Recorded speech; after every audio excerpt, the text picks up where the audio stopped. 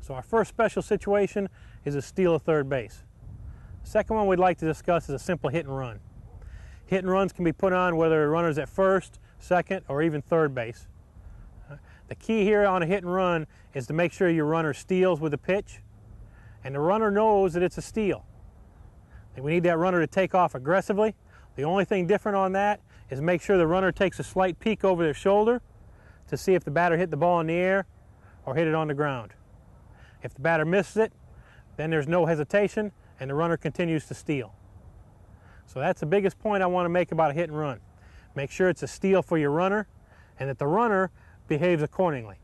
A slight peek over the shoulder, they don't slow up, they don't turn their body at all when they're running, and they keep on progressing as if it's a straight steal of the base. Our third situation is with a runner at second base and 2 outs. We talked a little bit about this before, but I see more and more teams end up not scoring a run on this play because a simple lack of aggressiveness on both the coach's part as well as the runner on second. Anytime there's 2 outs, that runner is always going 2 bases. We always talked before about our runners. We want to advance 2 bases at all times. With 2 outs, they're going to go. So when our runner's on second, I'm going to let them know 2 outs, don't stop at third and head for home.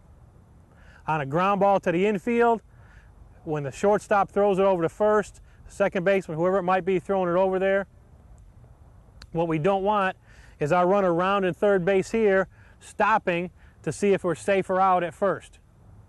Doesn't make any difference. If we're out of the inning. And if we're safe at first, we lose the opportunity to score.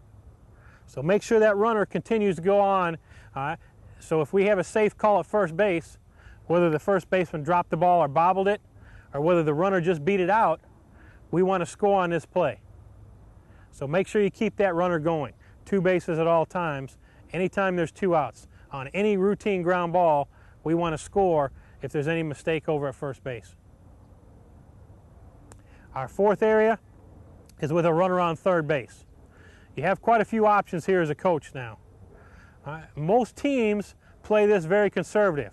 With less than 2 outs, they'll tell their runner to wait till the ball goes through the infield before they're going to score. We very rarely will do that.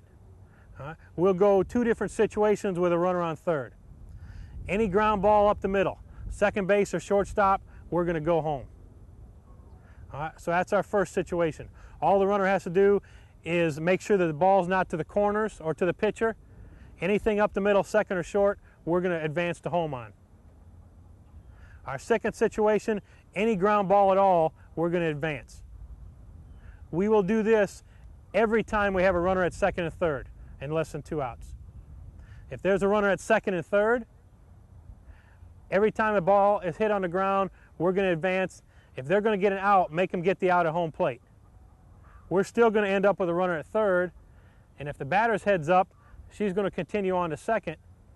The worst situation we're going to have then is a runner at second and third and out at home, which is just what we had at the beginning. And you'll be amazed at how much pressure this puts on the defense. How many times they're going to throw the ball away at home plate.